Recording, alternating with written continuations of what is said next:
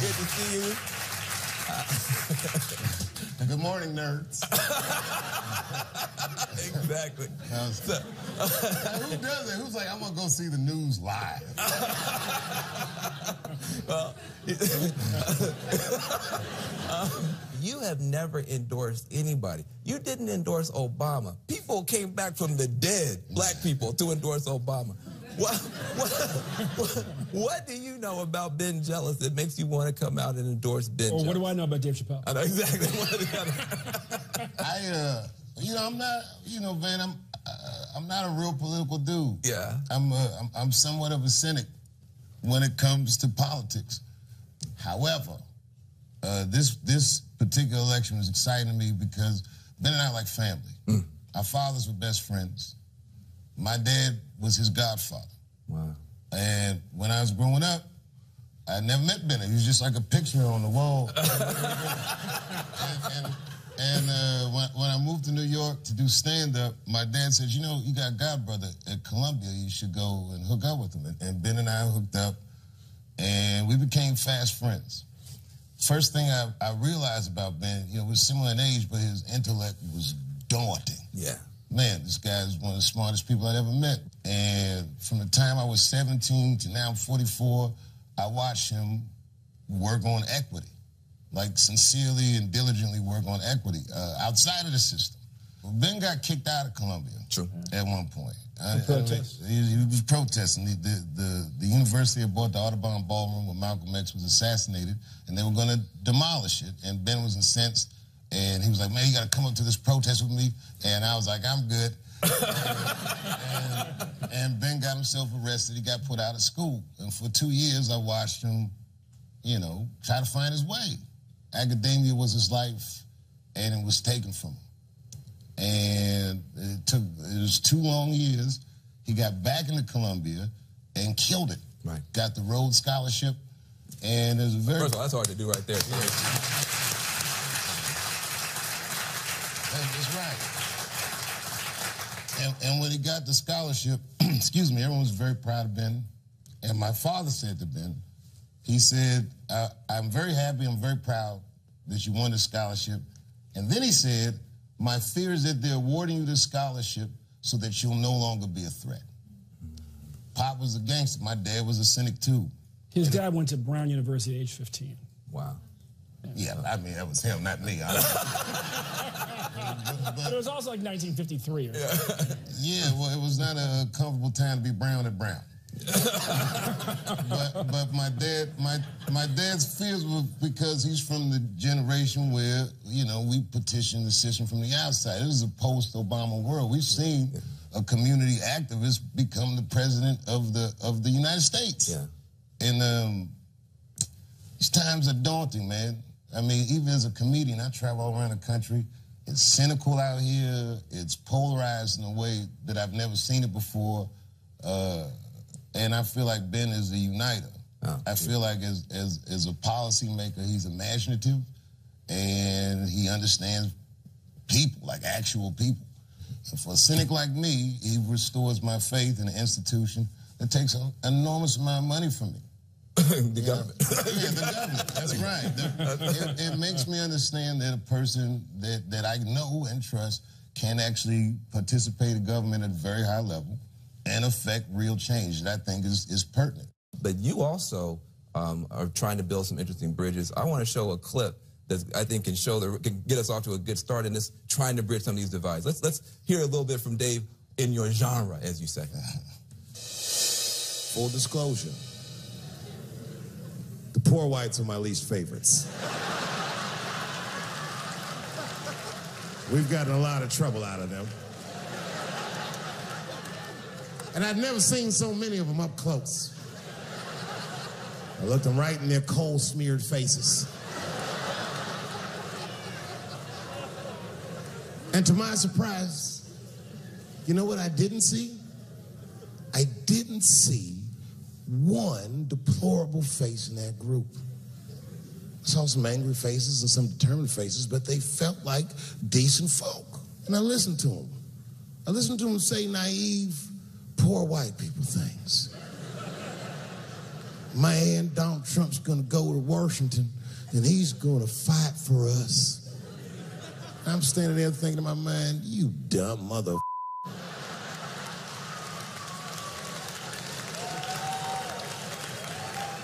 You are poor. He's fighting for me.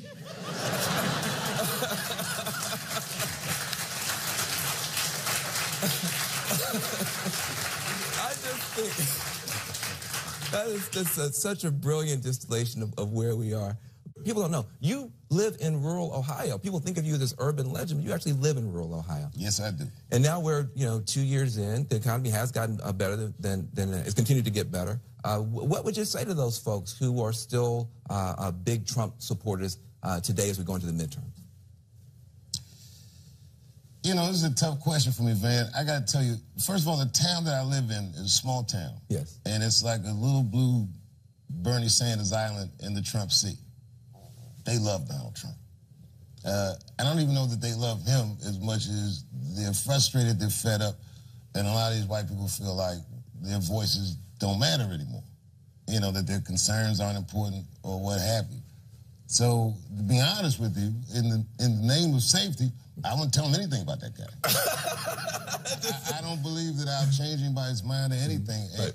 But for me personally, I get along with everybody, whether I agree with them politically or not. Right. But I thought when you're actually trying to pull this democracy together, keep it from getting torn apart, you have to talk to everybody. You have to listen to everybody. That's right. I was out on the Eastern Shore, and I was giving a speech. And a guy who voted for Trump asked me what I thought about Medicare for all. And I said, I support it. He said, well, what if they won't do it at the federal level? I said, then we'll do it at the state level. He said, then I'll vote for you.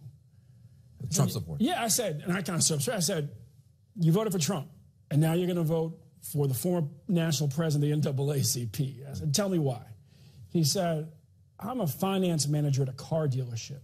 My bottom line is my business and my people.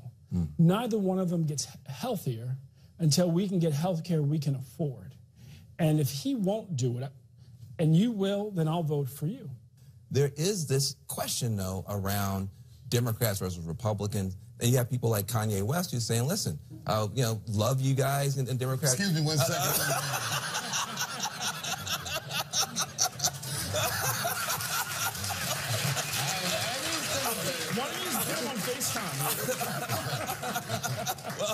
Well, you know where I'm going with this. Kanye says that, it's time out for Democrats. What do you guys think?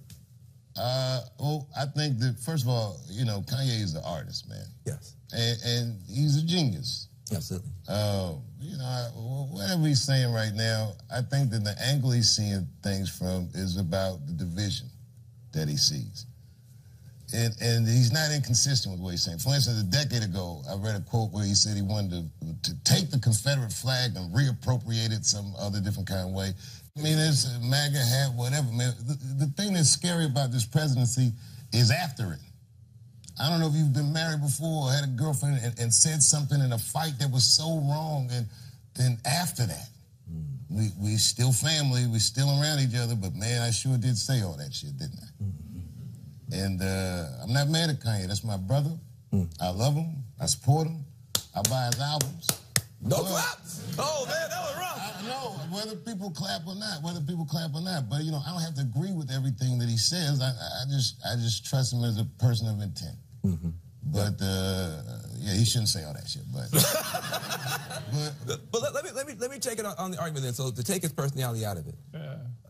What about the argument he's making, which is that, it's almost you're in this PC prison, you can't say anything, and you're not allowed to vote for Republicans if you're African American. What's your argument to people who feel like it's time to give Republicans a chance? It's an argument being made by a minority. But I'll say this: I'm not a partisan dude. If he ran as a Republican, I'd vote Republican. If I got a chance to vote for somebody like this, I'm voting for somebody. This isn't about party. This is about ideas. That's right. The ideas have kind of migrated from party to party. The Democrats used to be much more conservative. Today, however, unfortunately, there's only one party that stands for civil rights. There's only one party that stands for environmental protection. And we have to, as voters, really listen to the ideas. What I say to folks is that, look, the war on drugs has failed. Trickle-down economics has failed.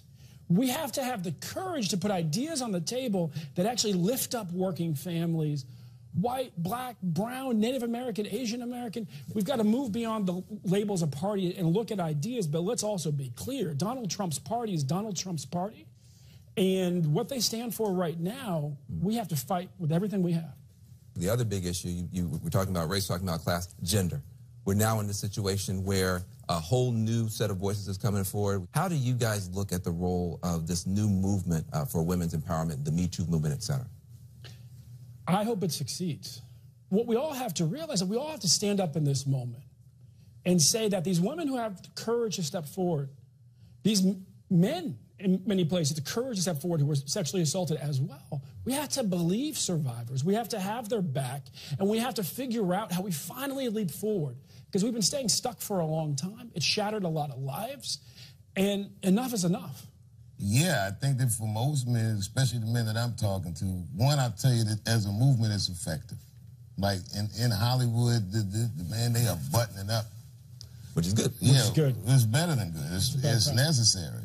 Two, I'll say that there's a lot of men that are learning for the first time the extent of the plight of the women in their lives. We're just learning that consent is important. Most of our states, they don't teach consent when they teach sex ed. Think about that. That's right. And this is a tough discussion, but it needs to be had. Yeah. And people need to learn the lessons, and we need to listen to one another. Yeah. I think that some people are so threatened by the movement, or they're so worried about it, that they're not hearing the messaging behind it. Mm-hmm. But I think it's an idea this time has come, and we'll see. Did you watch the Kavanaugh testimony, the hearings, all that kind of stuff? I've seen highlights. Yes. Yeah, exactly. What was your take and impression? Can you imagine an African American or a female yelling at them senators like that? Oh, you mean the way that Kavanaugh yelled? Yeah. Or any of it. You know, man, I'm from this area. Like, I grew up around here, and the sad thing about it is, I believe, sadly, if that woman had gone to the police in 1982 and told them exactly what she had told the Senate, that he wouldn't have gone to jail. Not in that place, not in that time, not with no name like Brett Kavanaugh. It was daunting. It also made me sad that this is a national discussion that's happening during a Supreme Court nominee's hearing. It's a tough time for this country, man. We got a lot more to talk about. I want to talk to Ben, and I want to talk to Dave Chappelle about mass incarceration and marijuana, which I never thought I'd talk to Ben Jealous about when we get back.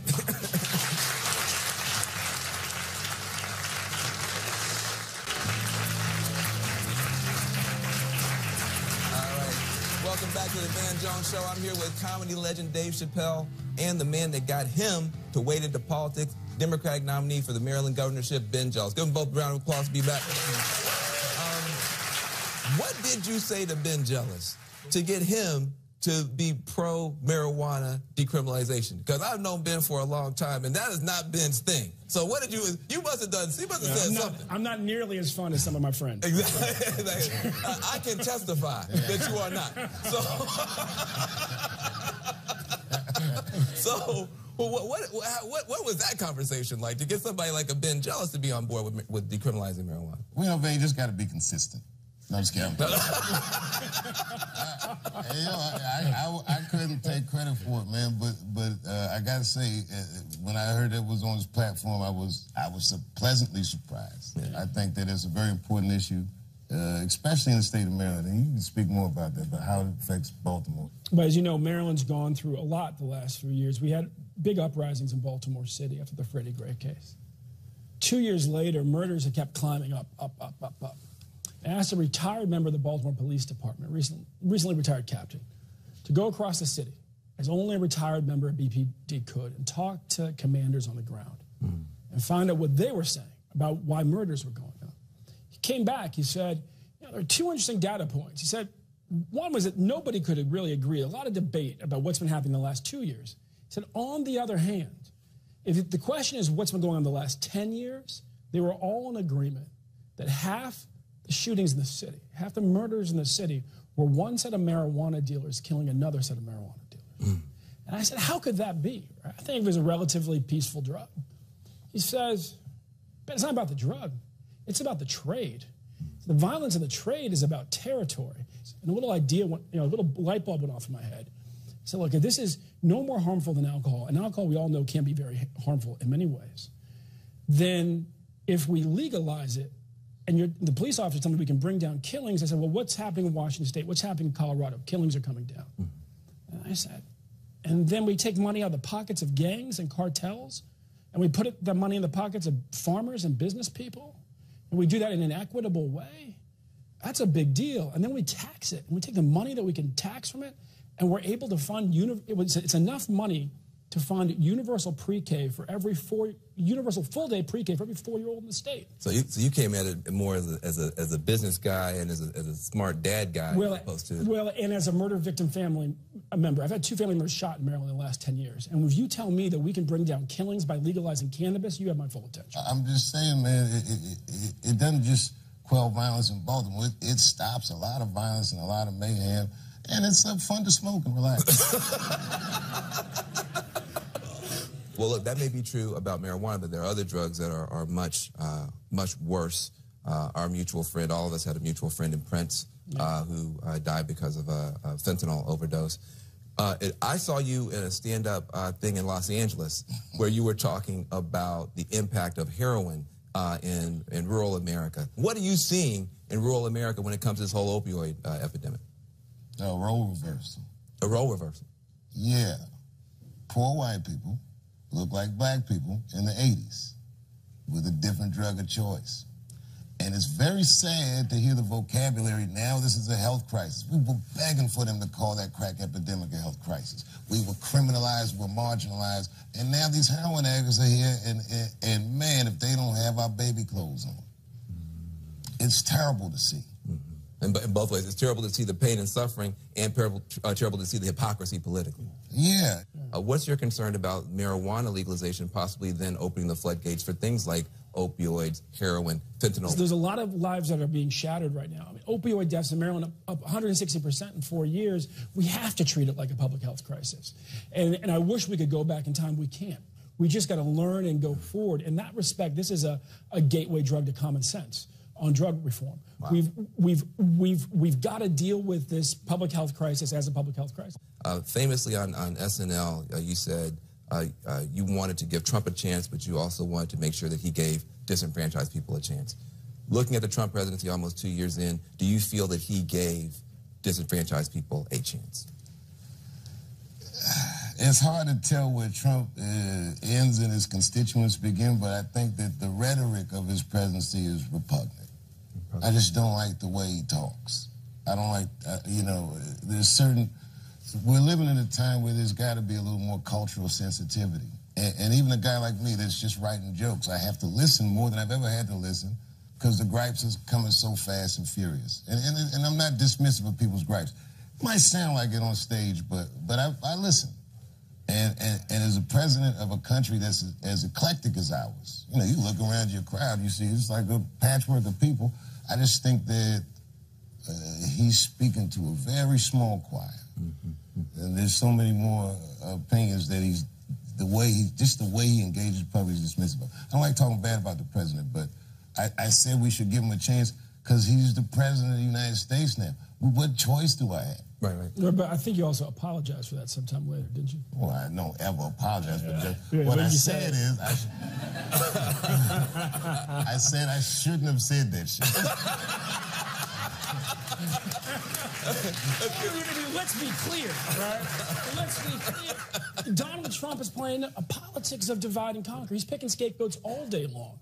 Muslims, Mexicans, immigrants, black folks, women, it goes on and on. Yep. Right? Occasionally, and so what do we do in that moment? We actually have to listen to each other. We have to talk to each other respectfully. We got to pull each other together because the only thing that beats the politics of divide and conquer is the politics of unite and prosper. And that's only possible if we're willing to respect each other and listen to each other. Well, listen, you gave people a reason to tune in, and you're giving people a reason to turn out. I can't tell you how much it means. My dream is coming true having a show like this. I know your dreams have come true, being able to be one of the greatest that we've ever seen rock the microphone. And for you to be on the campaign trail raising these issues, dreams can't come true in America. When we get back, I'm talking to the most famous astrophysicist in the universe, Neil deGrasse Tyson. We're going to get his take on the increasing attacks on climate science and President Trump's Space Force when we get back.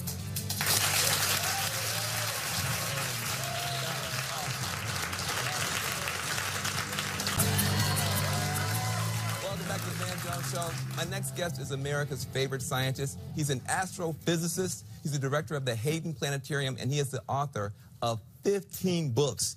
His latest book is called Accessory to War, The Unspoken Alliance Between Astrophysics and the Military. It's already on the New York Times bestseller list. Please welcome to the Van Jones Show, Neil deGrasse Tyson in the house.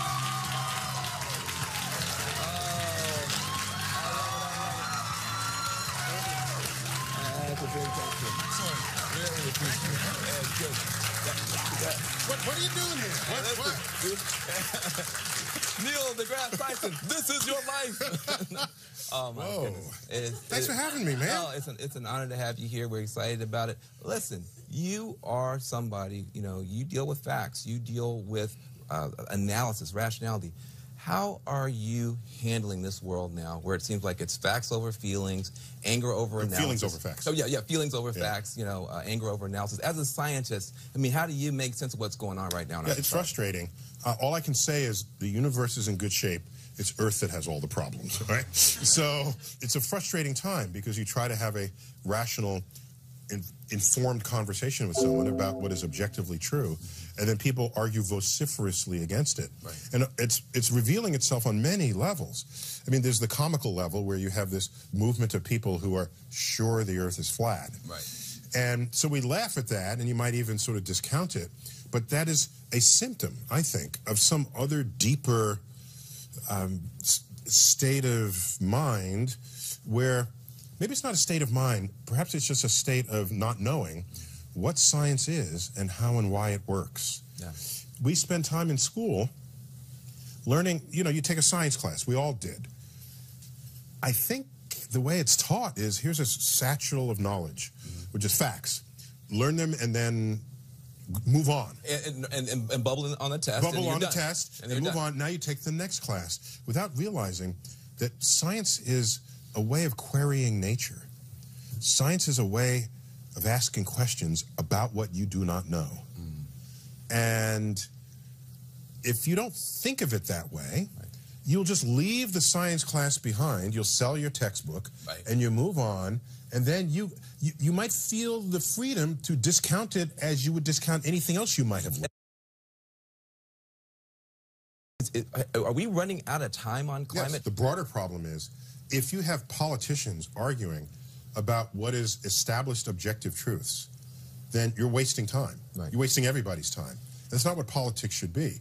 I have nothing against politics. I understand we live in a complex world. People have different ideas and feelings about what kind of world they want to live in. I get that. I'm mature enough to understand that. The problem comes about is when you go behind closed doors and you're arguing about what the scientists tell you, not arguing about what to do about what the scientist tells you. But the more those are delayed because you're wondering about whether the science is true, even though you have reports from scientific agencies establishing this, I worry for the future of the country. But what is the thing that worries you the most about climate? We've had relatively stable climate. No ice ages, no hot spells, and we've had these ice caps that have remained, primarily in Antarctica and Greenland. Oh my gosh, if you melt those ice sheets in Greenland and Antarctica, the water levels will rise and come to the level of the Statue of Liberty's elbow. Okay? So, we are talking not so much, oh, it's so hot, it's going to kill me. No, we're talking about sea level change. And where are all the greatest cities in the world? They're on the ocean's edge, on the river's edge. My point is, what's going to happen first? The coastal cities will get flooded. You're not going to just see water levels slowly rise.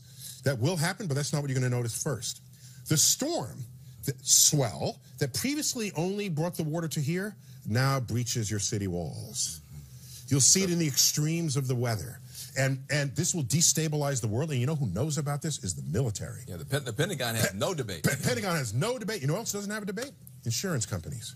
Right. But you're saying our cities are at risk, our civilizations are at risk, you're going to displace a whole bunch of people, and that could cause all kind of wars. It'll happen faster than you can move the city inland. Exactly. Yes. And that level of instability is something that worries me. Something else that you talk about is this whole idea of the relationship between the military and science.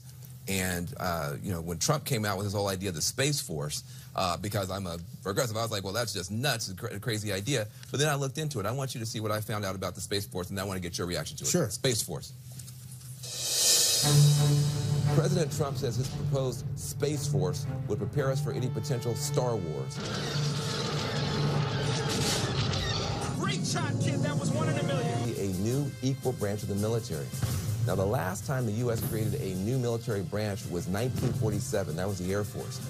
It would manage space missile systems, build and launch satellites, and oversee all the military space-related programs that are currently being run by other departments like NASA or the Air Force. The new force would even have its own intelligence arm, designing and operating spy satellites. The U.S. military has been a space player for quite some time, with the space shuttle actually delivering classified payloads like spy satellites into orbit.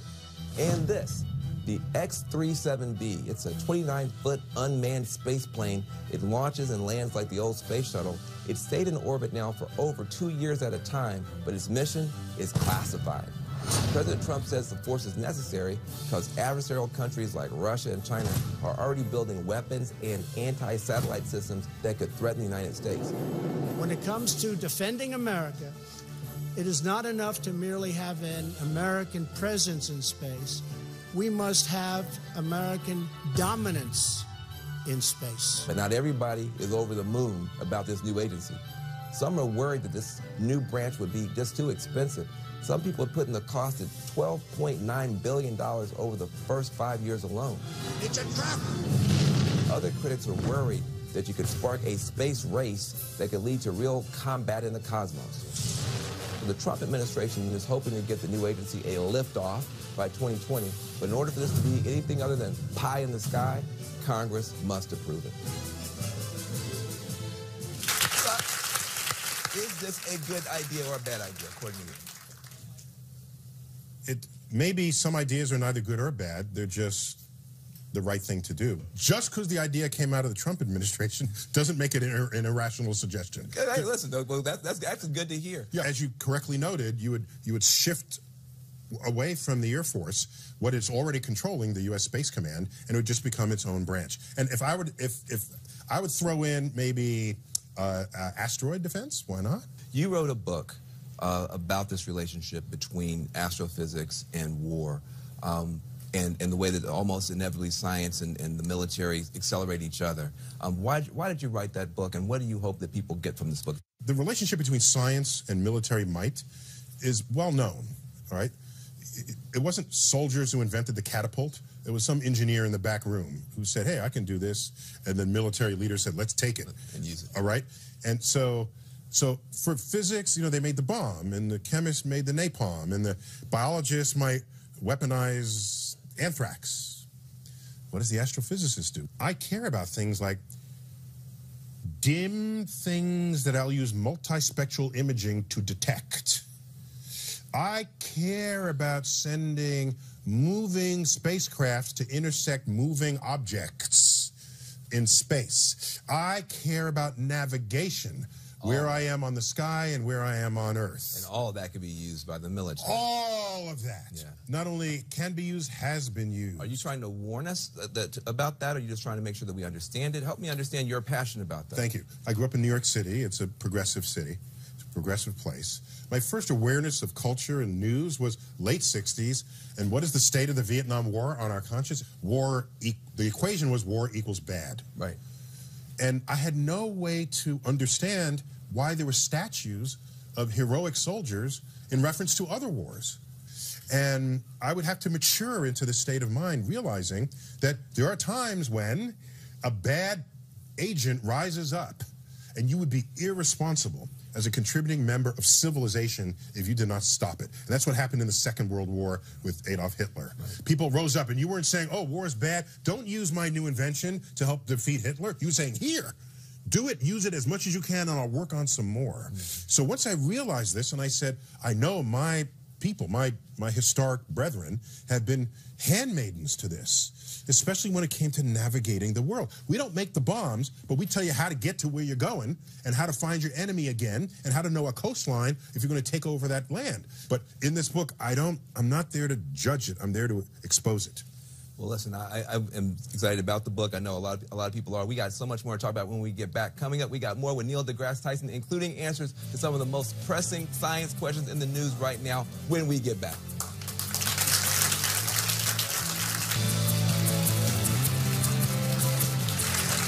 Welcome back to the Van Jones Show. I'm here with the most famous astrophysicist in the universe, Neil deGrasse Tyson. Time for a lightning round. Okay, here's my stuff. First of all, is Pluto a planet? Yes or no? No. Next.